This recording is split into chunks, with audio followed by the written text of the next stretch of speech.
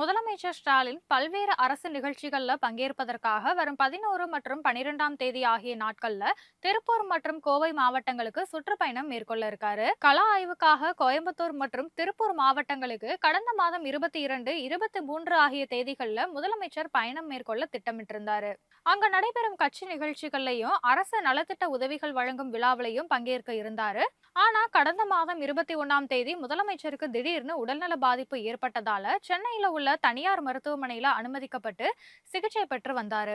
இதனால கடந்த மாதம் கோவை, திருப்பூர் மாவட்டங்களுக்கு அவரு போக இருந்த பயணம் ஒத்திவைக்கப்பட்டது.